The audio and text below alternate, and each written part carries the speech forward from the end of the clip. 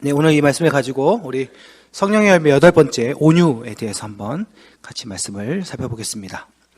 자, 성령의 9가지 열매 외워볼까요? 시작! 사랑, 화평, 오래 참음. 예, 좋습니다. 네, 좀 더 힘내주십시오.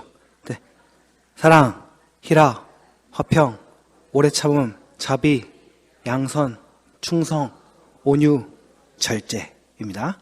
예, 우리 담임 목사님도 외우는 방법 가르쳐 주셨죠? 예, 저는 3개씩 사희와 오자양 충원절 이렇게 외우거든요. 다 살아남기 위한 방법들이 있습니다. 네. 예, 이게 외우면서 다 기도하게 되는 것이죠. 오늘은 8번째, 이제 다음 주까지 해서 우리가 성령의 열매를 마무리하게 되는데요. 오늘은 온유입니다. 온유. 네, 온유라는 단어를 우리가 참 익숙하게 듣고 있습니다. 그렇죠?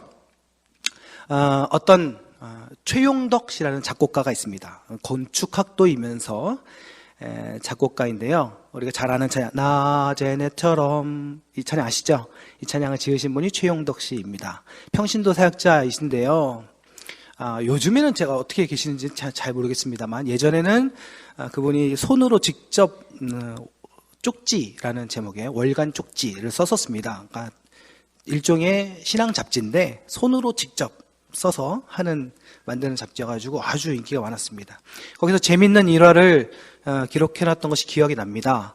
그 삼도봉, 이렇게 3개의 산이 이렇게 모여져 있는 거기에 예수 마을이라는 그 신앙 공동체가 있는데 거기서 이제 휴식을 하면서 개를 키우는데요. 개 이름을 지었어요. 개 이름을 뭐라고 지었냐면 온유하라 라고 지었습니다. 개 이름이 온유하라.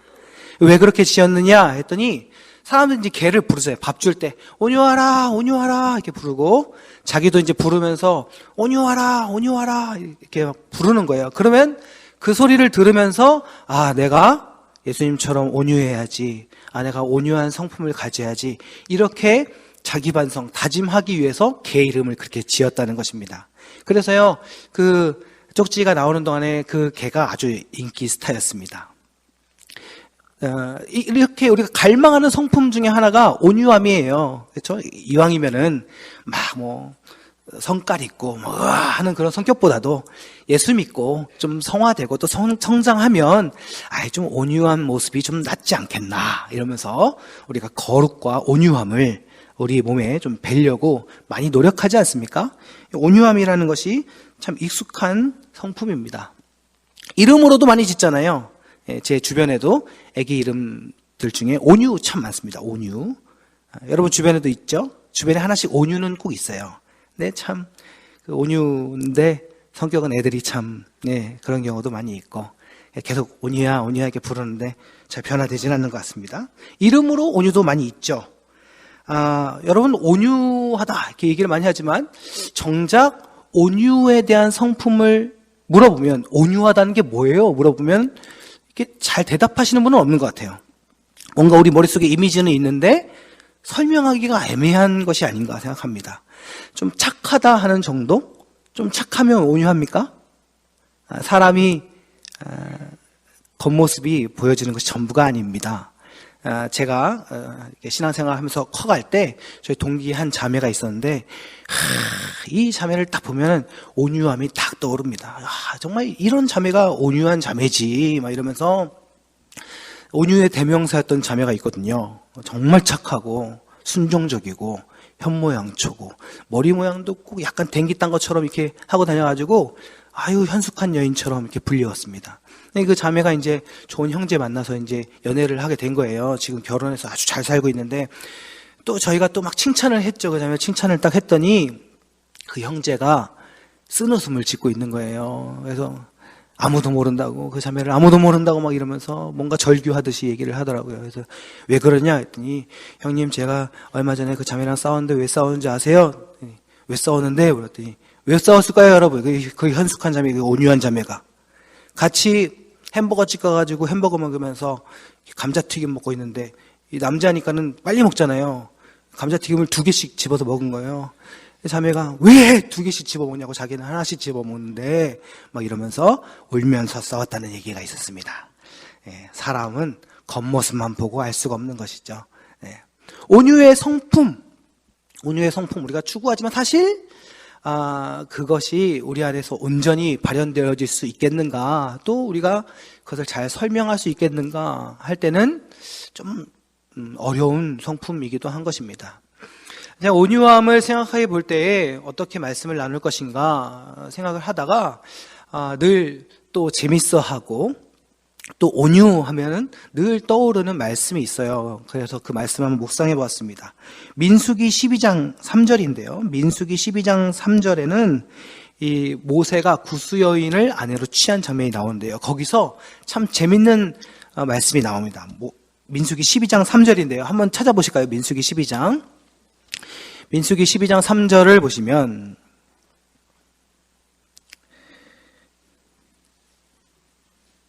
찾으셨죠? 네, 우리 다 같이 한 목소리 한번 읽어보겠습니다. 시작. 이 사람 모세는 온유함이 지면의 모든 사람보다 더하더라. 아멘. 예, 하나님이 친히 말씀에 이 모세라는 사람을 설명하시면서 모세는 참 성격이 온유한 사람이야, 이렇게 얘기한 것으로 끝나는 것이 아니라 온유함이 지면의 모든 사람보다 더하니라, 이렇게 아주 최상급의 표현을 한 거예요.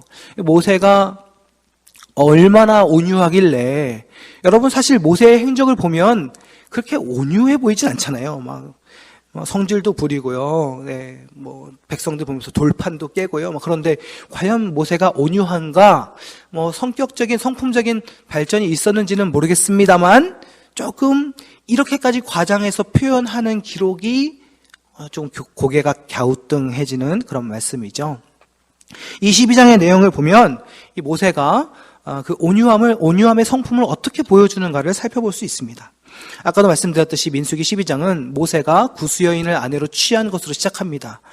무엇이 그것이 문제가 되었는지는 사실 말씀으로는 잘 알 수가 없어요. 여러 가지 설이 있습니다. 학자들의 설이 있는데 아내가 있지만 또 다른 아내를 취한 것이냐, 또는 아내가 사망 후에 또 다른 아내를 취한 것이냐, 그 이후에 아내를 취한 것이냐, 아니면 이방 여인을 취했기 때문에 그것이 문제가 된 것이냐, 여러 가지 설이 있고 문제가 있는데요. 중요한 것은 이 미리암과 아론이 그 사건에 대해서 들고 일어났다는 것입니다. 그런데요, 이들이 아니 왜 너는 이방 여인을 취했느냐, 그러니까 정확하게 그 사건과 상황들을 지적하면서 들고 일어났으면 우리도 뭐가 문제였는지를 알겠는데, 이들이 표현하는 그 모세를 향한 지적이 자기도 모르게 이들의 이 인간적인 마음이 싹 드러나는 문제가 되어버렸습니다. 2절 함께 보실까요? 2절 말씀 같이 읽겠습니다. 시작. 그들이 이르되 여호와께서 모세와만 말씀하셨느냐, 우리와도 말씀하지 아니하셨느냐 하매 여호와께서 이 말을 들으셨더라. 보십시오. 그러니까 이 문제점을 딱 지적하면서 그 문제 자체에 집중하고 있는 것이 아니라, 이들이 지금 마음속에 자기도 모르게 순간 드러난 이들의 갈망이 무엇이냐면 모세가 가지고 있는 지도권이라고나 할까요? 리더십. 이거를 자기도 모르게 탐하고 있는 것이 드러난 것입니다. 모세만 하나님과 대화했느냐?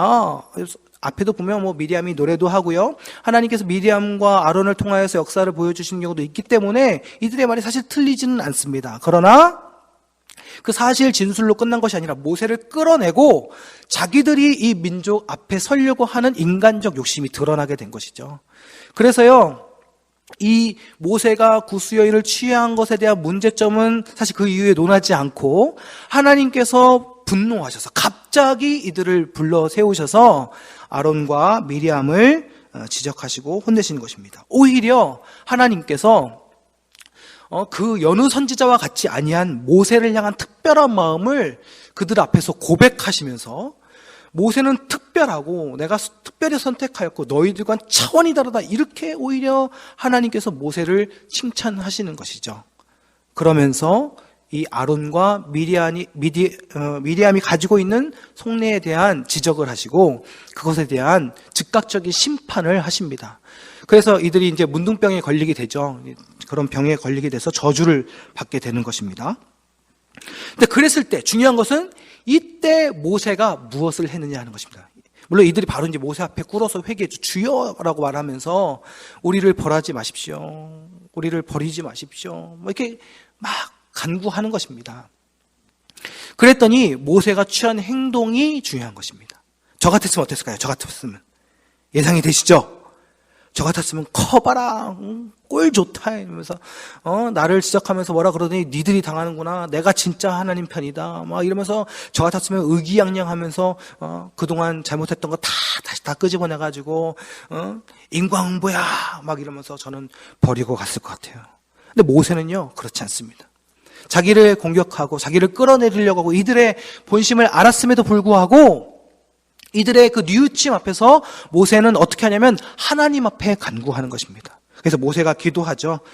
모세가 기도하는 모습이 13절에 나와 있습니다. 13절 말씀 같이 함께 읽겠습니다. 시작.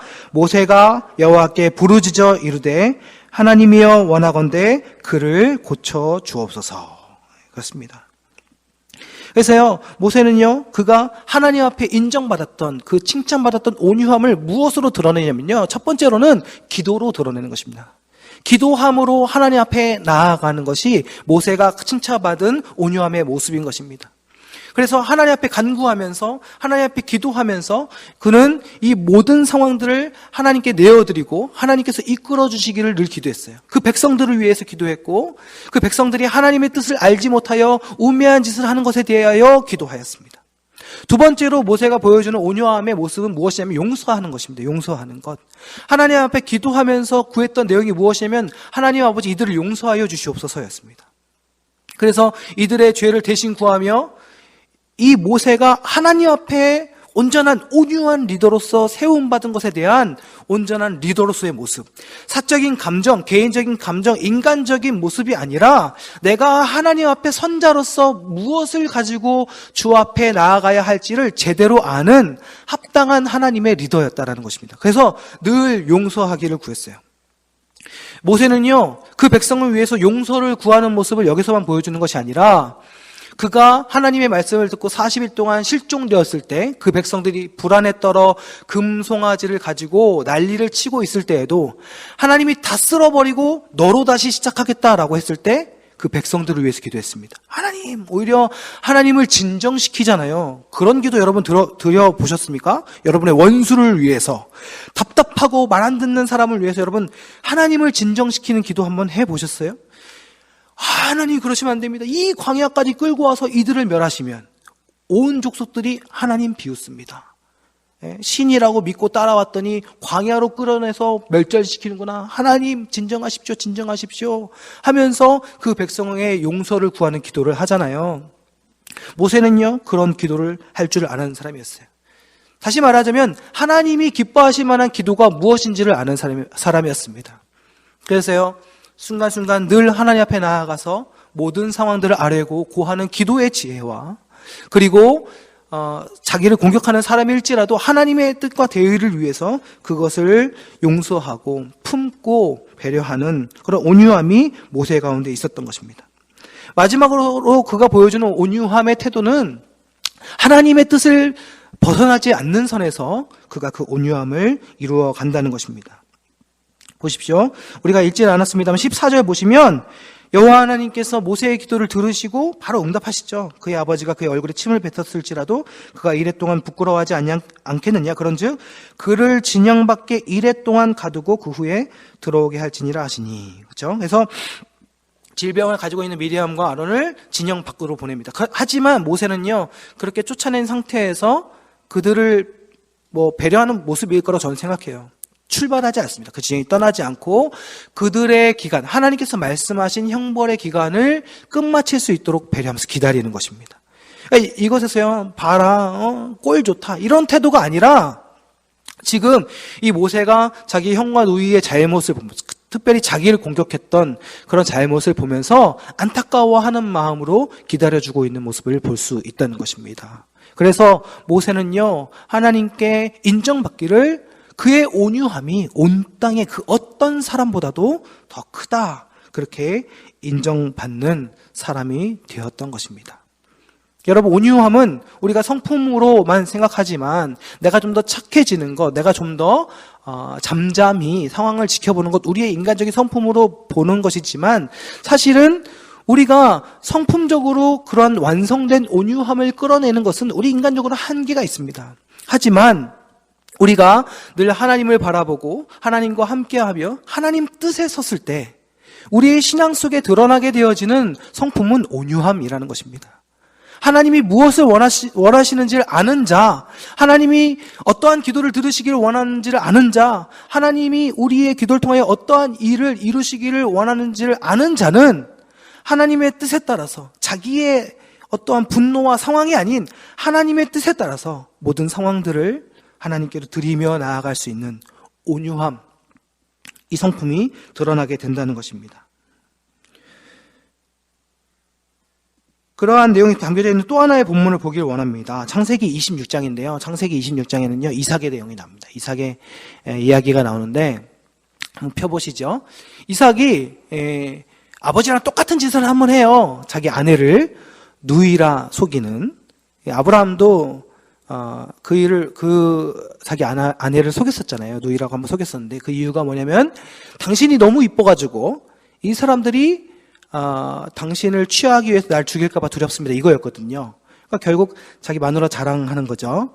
아주 이쁘다 이겁니다.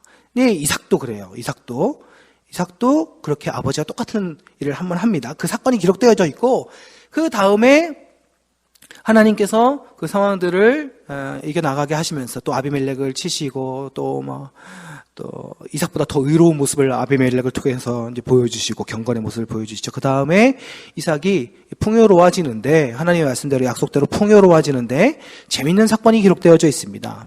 이삭이 우물을 파요. 이 그랄 땅에 거하면서 하나님께서 약속하신 풍성함을 기대하면서 우물을 파는데 우물이 물의 근원을 발견하게 됩니다.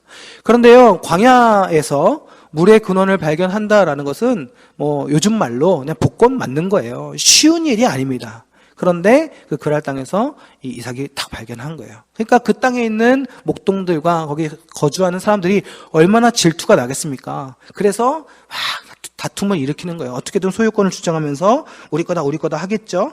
그래서 그것 때문에 다툼이 일어나가지고 그것을 떠나게 됩니다. 그래서 주고 그냥 떠나요. 거기 이름을 에색이라고 짓습니다. 그러고 또 땅을 팠는데 아유, 이게 웬일이야 하고 또 발견한 거예요. 또 물의 근원을 또 발견한 것입니다. 한 번 발견하기도 힘든데 두 번째 또 발견을 하게 된 거예요. 또 사람들이 와서 또 우리 거다 또 주장을 하기 시작합니다. 그래서 또 다툼이 일어나게 되는 것이죠. 그래서 두 번째 우물의 이름을 신나라고 지었습니다. 근데 세 번째 또 물을 발견하게 된 거예요. 놀랍지 않습니까? 그래서 이런 일이 나한테 세 번이나 벌어지다니 했는데 그때에는 다툼이 일어나지 않게 되었습니다. 그래서 세 번째 우물은 르호봇이라고 이름을 짓게 되었습니다. 첫 번째 에색이라고 지었던 우물의 뜻은, 에색은 다툼이라는 뜻입니다. 다툼이라는 뜻이고요. 신나는 대적하다라는 뜻이거든요. 대적함이라는 뜻이고요. 르호봇은 넓어짐이라는 뜻입니다. 그래서 드디어 하나님께서 내게 이것을 넓혀주셨다. 내게 풍성함을 허락해 주셨다. 나를 열어주셨다. 이런 의미겠죠. 그래서 르호봇이라고 이름을 짓게 되는 것입니다. 그래서 보면 계속적으로 그런 어떤 다툼과 대적함이 있는데, 한 가지 확실한 것은 무엇이냐면 이 이삭이 이 우물을 파면서 자기의 풍성함을 생각할 때에 하나님께서 이것을 허락하시는 것이다라는 그 약속을 붙들고 있음을 볼 수 있습니다. 그래서 마지막은 하나님께서 기회를 열어주신다라는 의미로 르호봇이라고 그 우물의 이름을 짓게 된 것이죠. 그런데요, 단순히 그냥 하나님의 복을 받았다, 하나님이 그저 이삭에게 평탄한 삶을 허락해 주셨다라고 끝날 수 없는 것이 그 다음에 이제 사건이 벌어집니다. 그렇게 한 다음에요, 그 그랄 땅의 주인이 아비멜렉이 찾아옵니다. 그래서 아우삿과 비골과 함께, 친구들과 함께 이제 찾아오게 되는 것이죠. 그러면서 이전에 빼앗았던 그 우물들을 다시 다 돌려줍니다. 돌려주면서 이들이 그것을 왜 돌려주는가, 그 내용이 아주 기가 막힙니다. 26장 28절 29절 말씀, 두 절 말씀입니다. 우리 같이 한번 읽어보겠습니다. 창세기 26장 28절 29절 찾으셨죠? 같이 읽겠습니다. 시작. 그들이 이르되 여호와께서 너와 함께 계심을 우리가 분명히 보았으므로 우리의 사이 곧 우리와 너 사이에 맹세하여 너와 계약을 맺으리라 말하였노라.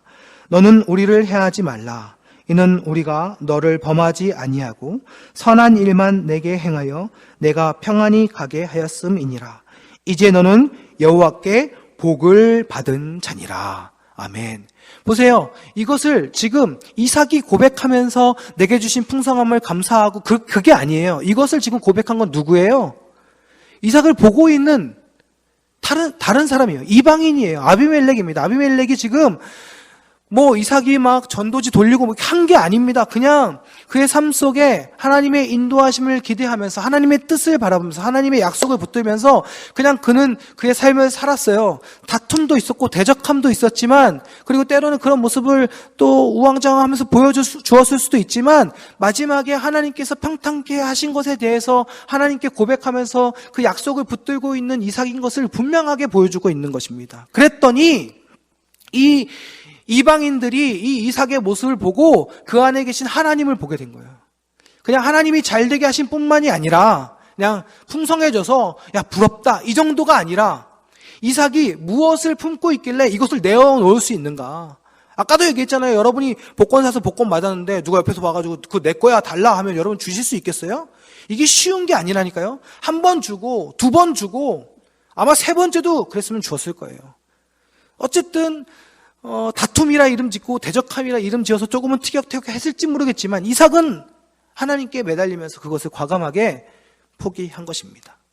이렇게 얘기하면 이삭이 나는 주의 뜻이 있어 이러면서 신령하게 포기한 것으로 우리가 흔히 상상할 수 있지만 저는 아닐 거라고 생각해요. 어금니를 꽉 깨물고 부득부득 갈면서 했겠지만 결국에는 그는 무엇을 선택했냐면 분열과 전쟁이 아니라 양보하는 것이었습니다.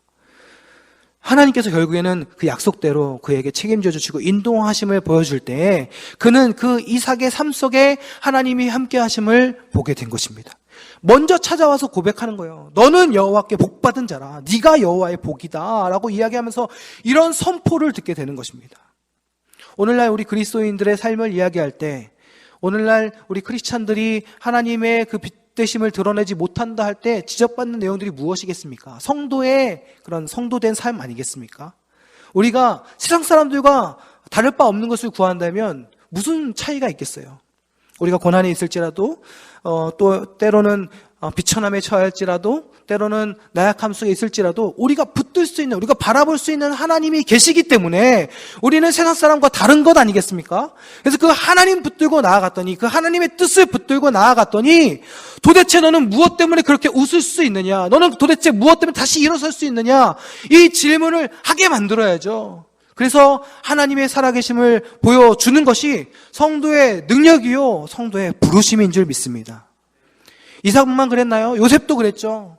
비록 종되었고 그가 전혀 산자로서 종의 그 지위에서 벗어날 수 있는 소망이 없을 때에도 그가 하나님이 그와 함께 하시고 그가 하나님을 통하여 형통함을 보게 되었을 때 그의 형통함은 말씀으로만 끝나는 것이 아니라 주변에 있는 자들이 그와 함께 하시는 하나님을 본 것이었습니다.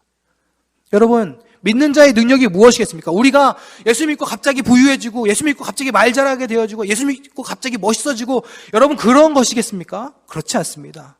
우리가 예수 믿고 하나님 우주 만물의 주인이신 하나님을 알게 되고 그 하나님이 나를 선택하셨고 나를 보내셨고 나를 책임지심을 알 때에 그로 인하여 내게 주시는 담대함과 그 능력이 그 힘이 그 확신이 우리의 성도의 능력인 줄 믿습니다. 그래서요 이삭은 그렇게 하나님의 하나님 되심을 하나님을 바라봄으로 말미암아 그 삶 속에서 드러낼 수 있었던 것입니다. 그래서 저는 이 두 사건을 보면서 온유함을 한번 이렇게 정의 내려보았습니다. 온유함에 대한 설명입니다. 잘 들어보십시오. 나중에 누가 온유함이 무엇이냐 물어보면 이렇게 대답하시면 됩니다. 온유함은 언약 안에서 평강을 누릴 때 드러나는 하나님의 언약 안에서 말씀 안에서 약속 안에서 평강을 누릴 때 드러나는 하나님 충만, 성령 충만의 성품적 표현이다. 어려우시죠? 네. 하나님의 말씀이 내 안에 있어서 너무 기쁜 거예요.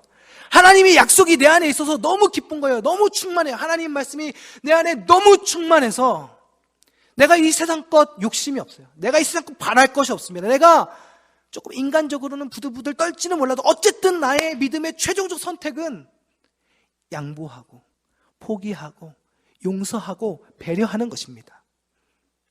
잠시 하나님 앞에 부들부들 떨면서 다윗이 그 광야 생활에서 지쳐서 하나님 앞에 주여 어느 때까지니까 이렇게 우리는 기도할 수는 있습니다. 그러나 그 마지막에 하나님의 크심을 볼 때에 그 하나님의 크심으로 인하여 이 땅에 내가 가지고 하나님 앞에 나왔던 그 짐들이 아무것도 아님을 깨닫게 되어질 때에 내 심령 가운데 주시는 하나님의 그런 충만함과 하나님의 그 풍성하신 그 은혜가 너무나 감격스러워서 내가 하나님으로 인하여 만족하게 되어지므로 이 땅 것에 대해서 더 이상 미련 갖지 않게 되어지는 그러한 여백의 심령, 그것이 바로 온유함이라는 것입니다. 배불리 먹은 자가, 여러분 막 두 끼 세 끼 막 풍성하게 뭐 뷔페집 가서 먹고 다시 딱 돌아보면 저 음식 더 먹고 싶습니까? 안 그렇잖아요. 한 4접시, 저는 4접시 정도 되는데 여러분은 공공 접시 다 드시고 나면 그때 처음에 딱 들어갈 때 그 음식 볼 때랑 배부른 다음에 그 음식 볼 때랑 느낌이 다르잖아요. 그때 되면 정말 많이 양보할 수 있을 것 같지 않습니까? 내가 저걸 먹으려고 줄 섰던 그 몇 분 전에 그 과거가 괜히 수치스러워지고 풍성함이 내 안에 있는데 뭐가 더 그립고 더 갖고 싶겠습니까? 우주 만물의 주인이신 하나님이 내 하나님이신데 그분이 나와 함께 계시고 뿐만 아니라 내가 네 안에 있을 것이다 이렇게 말씀해 주시는데 그것이 내 안에 충만한데 내가 더 바랄 게 뭐가 있겠어요? 여러분, 그럴 때 우리는 진정한 온유함을 바랄 수 있는 것입니다. 그러니까 이 온유함은 뭐예요? 성령의 열매인 것입니다. 성령나무일 때, 우리가 성령나무일 때, 우리 안에 성령이 충만할 때, 성령의 진액이 우리 안에서 통과하고 그 영양분이 돌을 때에 열매 맺어지는 것이 성령의 열매인 온유인 것입니다. 여러분, 우리 힘으로 온유할 수 없습니다. 우리가 우리의 상황을 해결하고 우리 스스로 만족해서 우리 스스로의 풍성함으로 우리는 누군가에게 온전한 친절을, 온유함을, 그 선함을, 착함을 베풀 수가 없는 존재입니다. 우리는 썩을 대로 썩었고 문드러질 대로 문드러졌고 우리 안에서 흉내는 낼 수 있을지 몰라도 도덕이 잠시 우리 안에서 양심을 건들 수 있을지 몰라도 우리는 완전한 온유함으로 우리의 삶을 채울 수 없습니다. 그렇게 하실 수 있는 분은 오직 하나님뿐인 줄 믿습니다. 그래서요, 우리 주님은요 이렇게 얘기하셨습니다. 마태복음 11장 28절에 30절입니다. 제가 읽어드리겠습니다. 수고하고 무거운 짐진 자들아 다 내게로 오라. 내가 너희를 쉬게 하리라. 나는 마음이 온유하고 겸손하니 나의 멍에를 메고 내게 배우라. 그리하면 너희 마음이 쉼을 얻으리니 이는 내 멍에는 쉽고 내 짐은 가벼움이니라 하시니라. 마음이 온유하고 겸손하신 예수님께서 우리에게 먼저 행하신 그 일은 모세와 같이 하나님 앞에 끊임없이 기도하시면서 그 백성을 용서하시면서 그리고 그 말씀에 따라 순종하셔서 모든 피를 흘리시기까지 죽으신 것입니다. 그렇게 하심으로 주님은 우리에게 보여주실 수 있는 최고의 온유하심을, 그 용서하심을, 사랑하심을 보여주신 것이죠. 그리고 그 백성들에게 이야기하십니다. 그 짐 지고 혼자 아등바등 하지 말고 내게로 오라. 내게로 오라. 내가 주는 멍에는 결코 무겁지 아니하다. 왜냐하면 그 짐은 이미 주님이 다 지고 가셨고 다 해결하셨기 때문입니다. 어깨에 메고 주님 이거 메고 가야 돼요. 또 메고 가야 돼요. 출발해. 갔더니 너무나 가벼운 거예요. 보았더니 짐이 없습니다. 주님께서 이미 그 짐값을 다 치르신 것이죠. 그래서 믿음의 성도들의 온유함은 어디로부터 발현되어지느냐? 우리 주님을 바라보는 것으로부터 시작하는 것입니다. 우리 주님을 바라보고 우리 주님을 향하여 다가가고 우리 주님을 만나고 그로 인하여 우리의 심령의 평강과 그 하나님의 은혜를 누릴 때 우리는 이 세상 것으로 더 이상 아등바등 살아가는 것이 아니라 하나님의 평강으로 그 은혜로 사랑하고 품으며 온유한 자로 살아갈 수 있는 것입니다. 온유함은 우리의 능력이 아닙니다. 그리스도를 만나는 자의 은혜의 표현이 되는 줄 믿습니다. 사랑하는 성도 여러분, 말씀을 마무리하려고 합니다. 다윗이 이렇게 구했습니다. 구원의 즐거움을 내게 회복시켜 주시옵소서. 왕권이 흔들리고 그의 죄가 지적받아서 그를 대적하는 수많은 자들에게 웃음거리가 되었을 때 다윗은 상황을 모면해 주길 위해서 기도하지 않았습니다. 오직 그가 간구했던 것은 성령께서 떠나지 않으실 것과 하나님이 나의 구원자 되심의 즐거움을 간구하고 나갔던 것입니다. 왜 그랬을까요? 여러분, 그것만이 오직 우리에게 생명되기 때문에 그렇습니다. 우리 주님 바라보십시오. 구원의 즐거움을 회복하십시오. 십자가의 눈물을 다시 회복하시기 바랍니다. 우리 남문교회가 이 한국교회에서 그 은혜를, 그 기초를 다시금 회복하여서 하나님께 드리는 그런 회복의 세대, 그 첫걸음이 되기를 간절히 소망합니다. 우리 안에 주님을 바라보는 은혜로 인하여 구원의 즐거움이 온전히 회복되어지길 간절히 소망합니다.